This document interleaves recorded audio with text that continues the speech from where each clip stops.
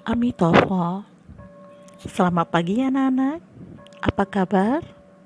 Tetap sehat kan? Baiklah, kita akan melanjutkan pelajaran kita hari ini masih dengan judul yang sama, yakni masa pembabaran Dharma. Namun untuk hari ini kita akan belajar dari tahun ke-21 sampai tahun ke-45. Untuk pembelajaran kali ini, Ibu berharap setelah selesai pembelajaran hari ini, Anda semua dapat mengambil manfaat, memetik hikmah dari perjalanan hidup Buddha. Marilah kita berdoa terlebih dahulu.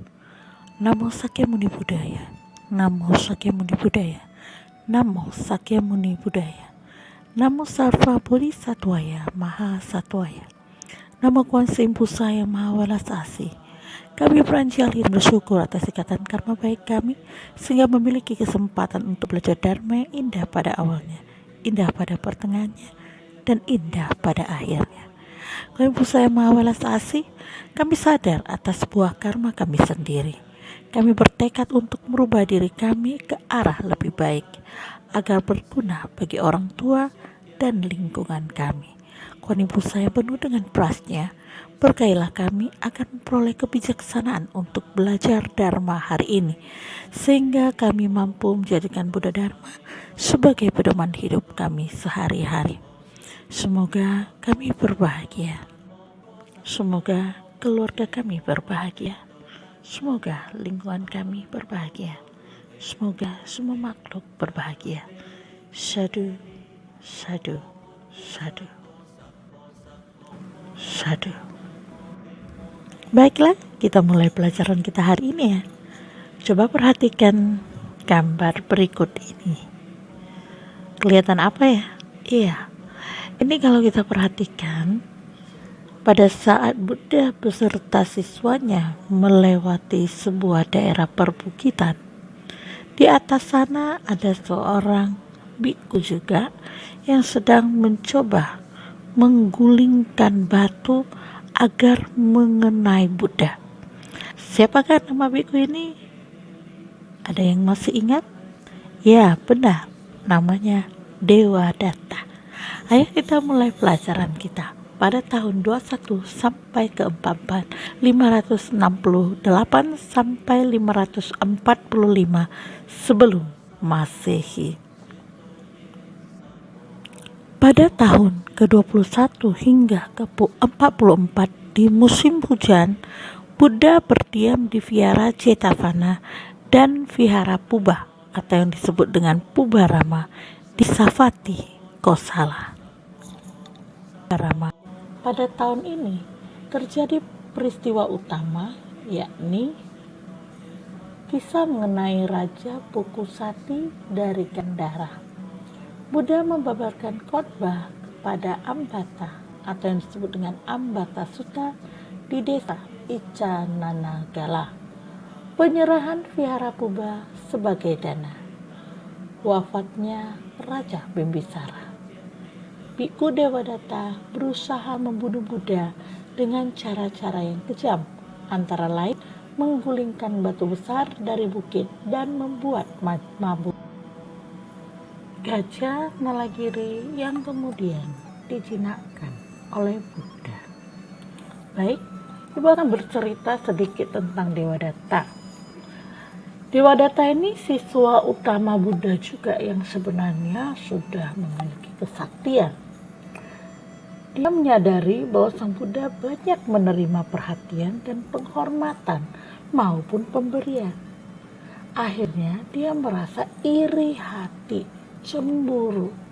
Jadi dia ingin memimpin sangha atau yang disebut dengan perkumpulan para biku ini. Dia katakan bersama Buddha, Buddha, Anda sudah tua, percayakanlah sangha sehingga saya bisa memimpinnya. Saya saja yang mengawasinya. Buddha menolak usulnya.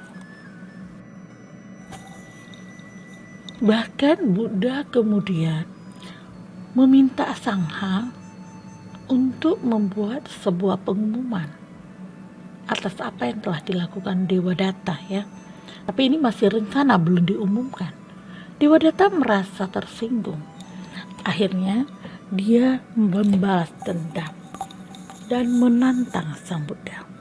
Ada 3 kali dia mencoba untuk membunuh Sang Buddha. Pertama, dengan menggunakan beberapa pemanah sewaan. Kedua, dengan memanjat ke atas bukit Gijakuta dan menjatuhkan sebuah batu besar kepada Sang Buddha.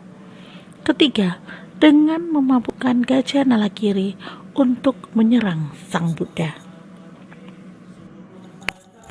Semua usaha Dewadatta untuk membunuh Sang Buddha gagal. Pemanah sewaan malah kembali mencapai tingkat kesucian Sotapanna. Artinya bukan membunuh Sang Buddha, malah menjadi siswa Sang Buddha. Batu besar yang didorong jatuh oleh Dewadatta hanya melukai sedikit jari kaki Buddha. Gajah Nalagiri yang dibuat mabuk untuk menyerang Buddha malah dibuat jinak oleh Sang Buddha. Dewadatta pun mencoba siasat lain. Dia mencoba memecah belah Sangha dengan cara membawa pergi beberapa biku baru menyingkir bersamanya ke Gayasisa. Namun dapat dibawa kembali pulang oleh Sariputra dan Moggallana. Suatu hari Dewadatta jatuh sakit. Setelah sakit 9 bulan, dia meminta murid-muridnya untuk membawanya menghadap Sang Buddha di Viara Jetavana. Mendengar kabar bahwa Dewadatta akan tiba, Sang Buddha berkata, Dewadatta tidak akan pernah mendapat kesempatan untuk menemuinya. Nah, dalam perjalanan, Dewadatta dan rombongannya mencapai kolam di dekat Viara Jetavana. Para pengangkutnya meletakkan tandu tempat dia berbaring di tepi kolam. Lalu, para pengikutnya ini pergi mandi. Dewadatta mencoba bangun dari tempat berbaringnya dan memijakkan kedua kakinya di tanah. Pada saat itu juga kakinya masuk ke dalam bumi dan sedikit demi sedikit dia ditelan bumi. Dewadatta tidak memiliki kesempatan untuk melihat Sang Buddha karena perbuatan jahat yang telah dia lakukan pada Sang Buddha. Setelah kematiannya, ia terlahir di neraka Awici atau Awici Niraya, tempat yang penuh dengan penyiksaan terus-menerus. Kemudian Buddha membabarkan syair 17. Di dunia ini ia menderita, di dunia sana dia menderita. Pelaku kejahatan menderita di kedua dunia itu. Ia meratap ketika berpikir, aku telah berbuat jahat dan ia akan lebih menderita lagi ketika berada di alam sengsara. Kisah Dewadatta ini semoga menjadi inspirasi bagi kita. Kita sebaiknya melatih diri untuk memiliki pikiran yang benar. Pikiran yang bertujuan untuk kebaikan. Jangan melakukan kejahatan karena kejahatan akan membawa penderitaan. Kita lanjutkan apa saja yang terjadi di tahun 21 sampai 44. Ini Biku Dewadatta tadi sudah Ibu ceritakan tentang menciptakan perpecahan di dalam Sangha, meninggalnya Biku Dewadatta, pertemuan Buddha dengan Raja Ajata I, wafatnya Raja Pasenadi dari Kosala, dan membabarkan khotbah mengenai pertanyaan Shaka. Ini yang nanti dirangkum dalam Panha Sutta. Ibu tidak bercerita tentang cerita lain dulu ya hari ini, karena waktu kita juga terbatas begitu. Nanti kalau kita sudah tatap muka, kita akan bercerita banyak, oke? Kita lanjutkan tahun ke-45, ini tahun terakhir Buddha membabarkan Dharma, 544 sebelum Masehi. Pada tahun ini Buddha berdiam di desa Beluva atau disebut dengan Beluvagama di dekat Vesalivaji. Kejadian pentingnya adalah Upali, siswa utama Nigantanattaputa, menjadi siswa Buddha. Buddha membabarkan 7 kondisi kesejahteraan bagi para penguasa dunia dan para bhikkhu.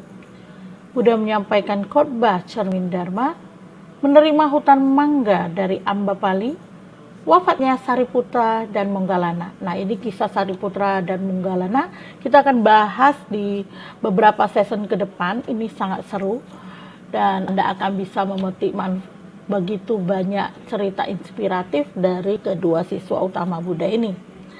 Di tahun ini Buddha sakit keras. Kemudian di dalam tahun ini juga Buddha membabarkan 4 sumber acuan utama.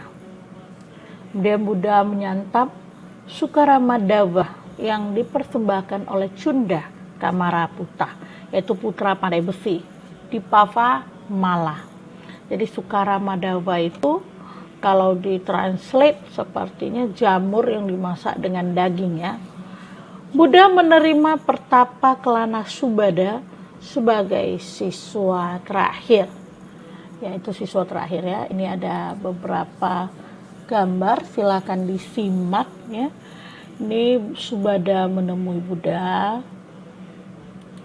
Kemudian ini Buddha menerima persembahan makanan dari Cunda. Ini Buddha menerima persembahan dana dari Ambapali.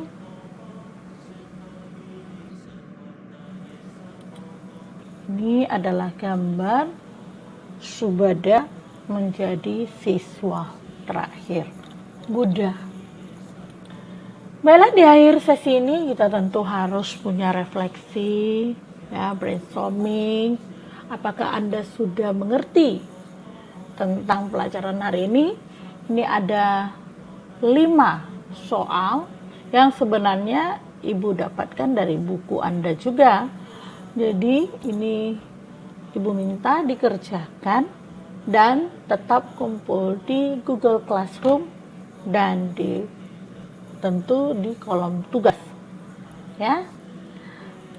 Kita akan tutup pelajaran kita hari ini dengan doa penutup. Mari sama-sama kita beranjali dan agak dipejam.